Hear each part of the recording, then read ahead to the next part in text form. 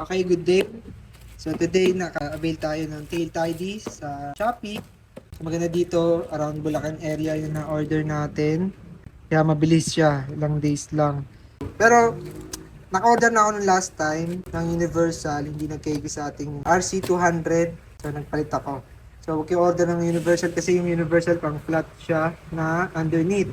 Kung gusto niyo yung Universal, kailangan niyo ng isa na mahaba o pang-extend na nakababa siya sa may underneath ng RC200. Pero ito, in-order ko yung sadya na pang RC200. Ano natin to?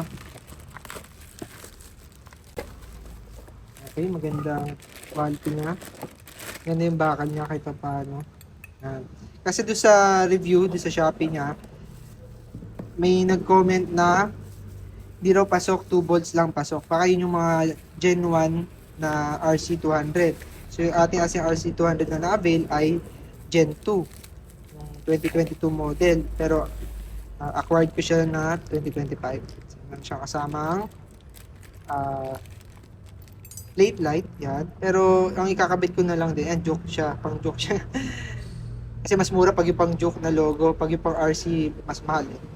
So, ang ikakabit ko na lang yung stock niya. Kasi naman dito siguro yan. So, hindi natin kakabit to. Pero maganda maganda yan, hindi siya plastic. Okay? Ang ikakabit natin ay yung sa stock niya. Yung sa RC talaga. Okay? So, wala na sa box. Wala na rin. Bolt. Saan siyang bolt? Ba, kulang yun, magkulang yun. Okay. So, yung mga bolts siyang kasama. Kasi, assemblein natin to.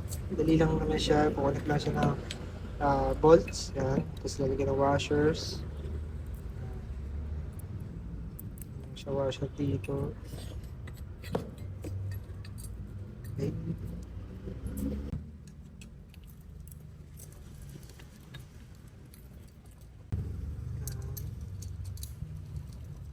Kapitin muna natin paano tayo natin. Okay. Centered nating bolt. Dito naman sa kanyang side. Hindi siya madaling malusin. Iba yung nut niya. May apat siya included para din dito siguro. Pag just in case na wala, hindi natin magamit yung stock bolt niya para sa para pamalit sa tail tidy. Kaya ako na-order ng tail tidy kasi yung stock tail tidy natin hindi pasok sa plaka, yung butas ng plaka sa butas ng tail tidy. Pero may nabibiling mga bracket na pang adapter. Pero syempre gas din naman, pinaano ko na para pogi na rin. Yun nga lang, mababa extension niya. Tingnan natin, sana pasok to doon sa ilalim ay underneath. Ayaw na natin gawin, tanggalin muna natin yung saddle, yung saddle. Turn right lang. Tanggalin yung ating driver saddle. Lift nyo lang siya. Huwag yung matakot, din naman sira yan. Kasi lift nyo lang, tapos hilahin nyo lang to. Yan. May cable siya. Yan yung cable para dito ma-unlock yung saddle natin. So, para matanggal naman itong sa passenger saddle, gamitin yung size 5 Allen. Hanapin nyo lang yung Allen. Okay. Tapos counterclockwise. Tapos, kunin nyo lang, hugutin nyo yan. Wala namang malalaglag dyan na nut or ano man kasi yung kinakabitin nito may thread na bakal. Kaya, tatanggal na siya. Pwede nyo na tanggalin din yung mga wires para mamaya pag tanggal natin yung tail tidy, hindi kayo mahirapan. So, itong goma na to, nagko-cover siya doon sa mga wire kasi para di mabasa yung mga socket. And, yun muna meron tong zip tie, pwedeng putulin na lang yun. Tapos silayin nyo lang to, down baka para hindi maano yung wire natin. Wag din kayo matakot. Tandaan nyo lang naman, pero madaling tandaan to kasi color-coded naman siya. Red is red, white is white, green is green. Tapos ito naman yung para sa tail light. Ayan, para sa tail light. Then, itong white and red, or white and green, ito yung signal. Hindi Lift nyo lang, lock na. Next, kailangan natin ng size 4 na Allen key. Yan. Kaso nga lang, pwede naman i-hand loose. Hindi gamit ang kamay niya, pero meron tayong impact wrench para mabilis.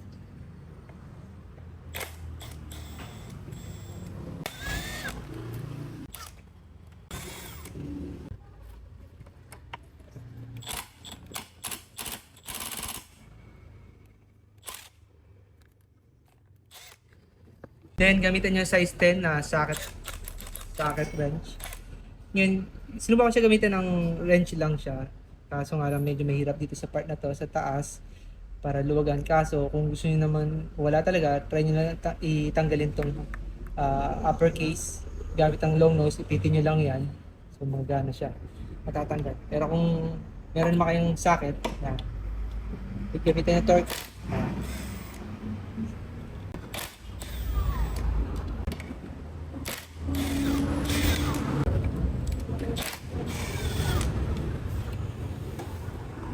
So, dahan-dahan lang pag natanggalin nyo yung last bolt, mabigat to eh. Solid tong ating tie na stock. Yan yung ating cable. So, gagamitin rin natin tong stock taillight niya para butin nyo lang yan, dahan-dahan. May rubber naman siya dyan sa then, gamitin natin ng size 14 na wrench para maluwagan natin itong nut ng sa tail signal. Turn signal, sorry. Natin counterclockwise. So, yun dito. Ay, clockwise. Ito isa. Dahan-dahan lang para hindi man yung wire natin. So, tandaan nyo na lang ha kung anong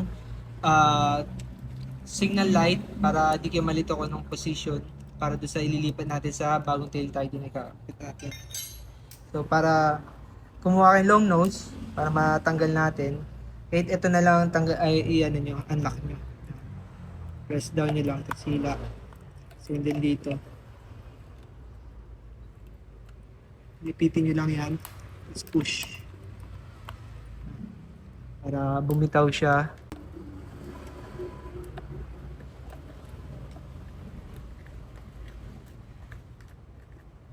Yan, makakarangat siya at madali natin mahugot yung mga wires niya.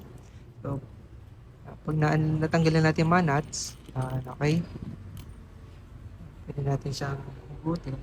Yan, left signal, tandaan natin. So, anong color siya. So, hugutin natin. So, itong left turn signal ay color. Ay, ipit kasi yung kable. Dahan lang. Okay.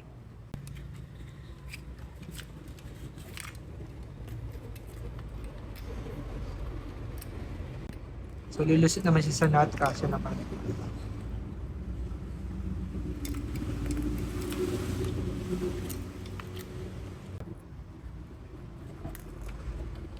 Okay. Washer para iwas para mag-lock yung nut natin kasi lumuluwag siya pag sa vibration.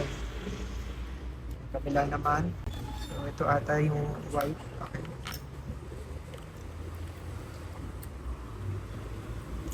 Tama, white cable siya.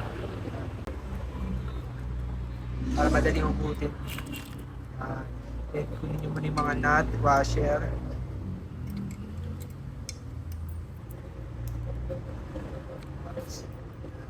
Hindi masyado yung buka to kasi pag binuka nyo, naiipit yung kable. Kasi hindi natin nahugot siya ng totally yung upper case.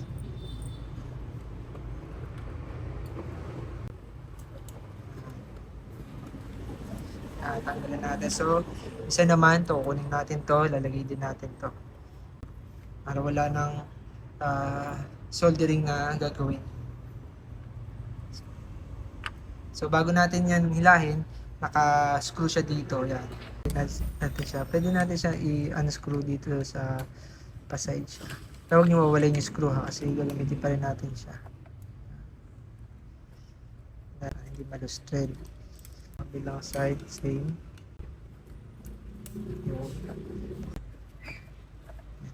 Luwag na siya. Okay? Ayan. Sumat natin. Guma siya. May tag na may goma pa. So, tulungan natin siya. Malaga yan. Tulak lang. Silayin na. Yun. Okay. Silayin. At lang baka mahugot yung. Okay, shooting lang ulit dito.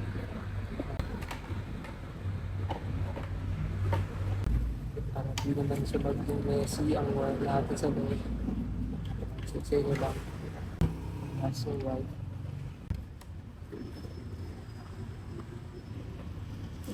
Gamitin natin yung old bolts niya. Stock bolt.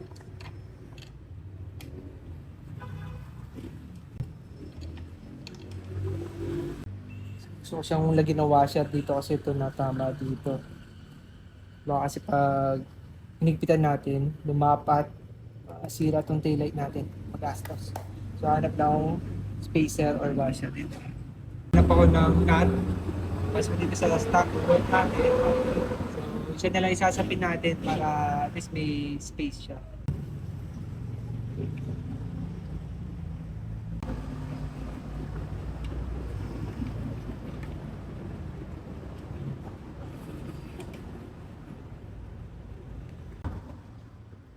Sa mga magtatanong bakit hindi ko na itilt na pababa, kasi binaliktad natin siya, ngayon naiipit siya dito sa washer na to at ang nut, hindi, ang ito na yung pinakasalit niya talaga. Take note ha, daan-daan sa pag-ipit kasi syempre yung nut natin may thread din yun. So umikot din siya pag inikot, so umiikot siya. So gawin nyo, lagay nyo muna sa pinakadulo yung nut, huwag nyo muna i-thread, huwag nyo muna ipitin siya na sagad sa may plate. Para habang umikot, bumababa rin siya. Okay? So, nagka-double purpose pa yung nut na kanabit natin, naging secured pa, naipit yung, inipit talaga nung itong bolt head, tsaka yung nut, itong plate, tapos, naisagad pa natin dito. Kahit nga dalawa, secured na siya, pero gusto pa rin siya lagyan ng dalawa.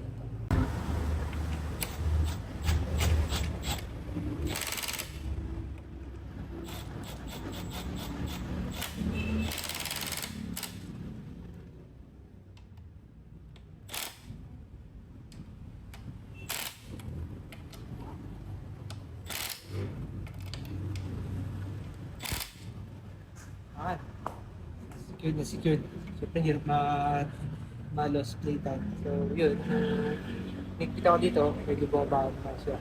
So, magkaroon siya ng gap ng ating clearance. So, dito sa taillight, wala naman. Dito wala. So, wala nag-crack sa underneath cowling niya. Nice.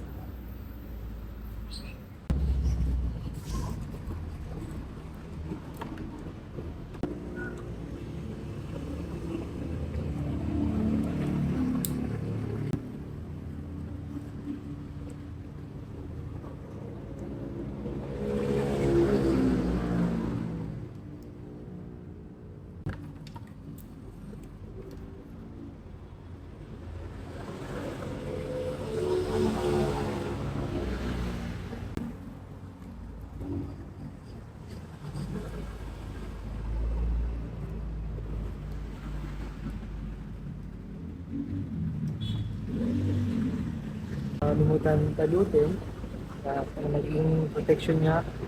Siyempre pupasok ang tubig dito.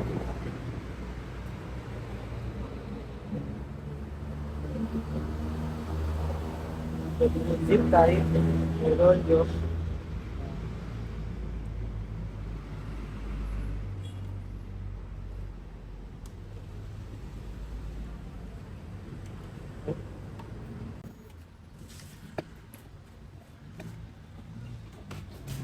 Okay, nailaw na ating sa taillight, ay sa plate light. Yan, nailaw na. Turn signal, right. Yun, tama, right siya. Left. Okay, tama. Tinanggal na rin natin yung grab bar. So, para magmong motor GP na rin siya. Or truck. Ang truck ready na talaga siya. Automobil. Lagyan yung ating signal light. Tingnan nyo, ang lakas ng ng plate light. Yung signal, lagana, tail light, working. Tumogi siya lalo. Siguradong gumaan to. Siyang bigat din no, ano? Bigat din ito. Yung stock tail tie din niya. So, yun, haba. Tapos yung grab bar pa. Ali ito, pero ano, solid pa rin. Dagdag ano rin to. Weight reduction. So, sana sa mga kapwa RC2, RC200 or 390, makatulong sa inyo itong video na to. Okay, thank you.